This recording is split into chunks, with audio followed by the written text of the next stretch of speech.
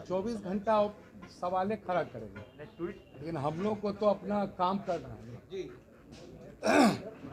अब वो बिहार को या सरकार को किस ढंग से परिभाषित करते हैं वो हमारा विषय नहीं है, लेकिन हम जिन एजेंडों को लेकर आज बिहार में एनडीए की सरकार बनाए हैं और उन एजेंडों को लेकर चलेंगे। और विगत 15 वर्षों में बिहार के लोगों ने, देश के लोगों ने देखा है कि किस तरीके से हम सब सरकार चलाए हैं।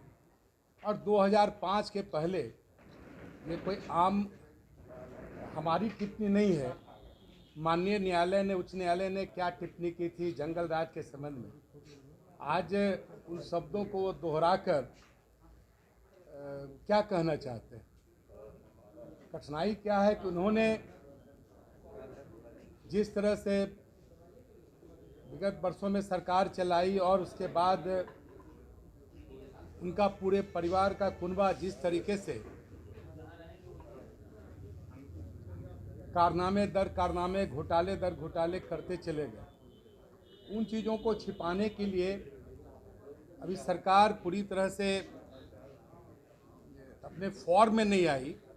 और ये इस तरह की संज्ञा देना सदन में सरकार और सदन की जो नियमावली है, प्रक्रिया है, जो परंपरा है, उस परंपरा से हटकर कुछ ऐसी बातों को कहना जो कहीं से भी वो संसदीय नहीं है, तो आप सीधा समझ सकते हैं कि आखिर उनमें जो ये कुलबुलाहट है, अभी हम लोग ठीक से 1 महीना भी पूरा नहीं कर पाए हैं। और इस तरह की कुलबुलाहट क्यों है आप बहुत आसानी से समझ सकते हैं। उनको पता है कि आने वाले दिनों में यह एनडीए सरकार किस तरह से भ्रष्टाचार या और कई ऐसी चीज़ें हैं उसके खिलाफ क्या कदम उठाएगी, उसकी चिंता उनको अभी से होने लगी है। इसीलिए आने वाले दिनों में जो सरकार के एजेंडे की जो रूपरेखा बनेगी, आगे हम सब बात करेंगे और फिर हम सब आप सबों के सहयोग से जो बिहार के बारे में जो कल्पना है, लोगों के साथ हम सबों ने जिन चीज़ों को साझा किया है, बिहार के मतदाताओं ने जिन कठिनाइयों को साझा हमारे साथ किया है, वो सारे हमारे आगे आने वाले दिनों में सरकार किस पटरी पर चलेगी उसका एक रोड मैप का जो खाका बिहार के लोगों ने खींचा है, उस पर हम सब काम करेंगे। हमारे माननीय मुख्यमंत्री बहन रेणु जी हैं, हमारे संगठन के लोग हैं। चिराग पासवान ने कहा कि सरकार जल्द गिरेगी। अब देखिए, चिराग पासवान जी कौन सी बात क्यों कह रहे हैं ये सब आप बेहतर ढंग से समझते हैं, इसलिए उस पर कोई टिप्पणी अभी हम नहीं करेंगे, क्योंकि हम सब अब आने वाले दिनों में बिहार को किस तरह से लेके चलेंगे अभी वो हमारा विषय है।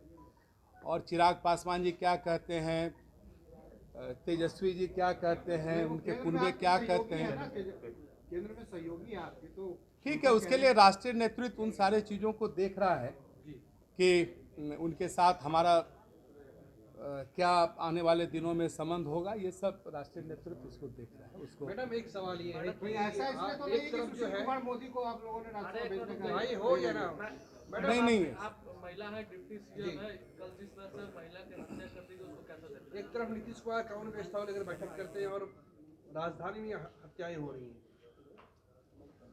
देखिए, ये तो सटन दुर्घटना है। ऐसा नहीं है कि हमारा प्रशासन सोया हुआ है। प्रशासन निश्चित रूप से अपना काम कर रहा है और आने वाले समय में ऐसी घटना नहीं घटे उसमें सारे लोग लगे हुए हैं। ये हमारी जो महिलाएं हैं अपने आप को ज़्यादा सुरक्षित महसूस करती हैं।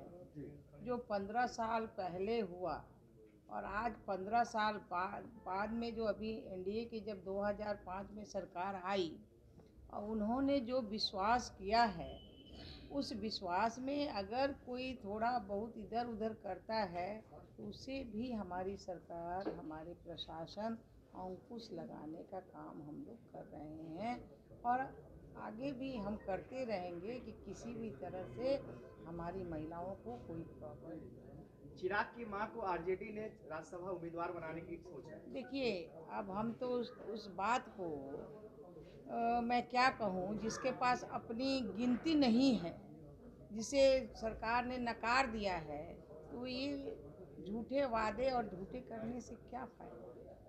कोई फ़ायदा नहीं होता है। ये तो झूठा आश्वासन है, ये दिखाने का आश्वासन है।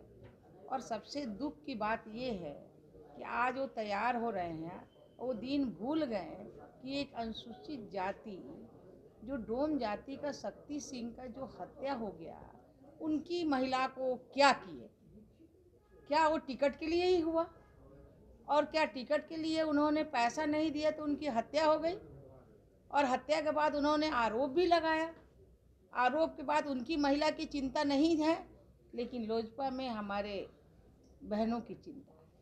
पहले अपने गर्भान में झांके कि हमारे पदाधिकारी को क्या हुआ और उसकी महिलाओं को हम क्या करें, वो उसके बाद वो कुछ कर सकते हैं। धन्यवाद। कार में तो सब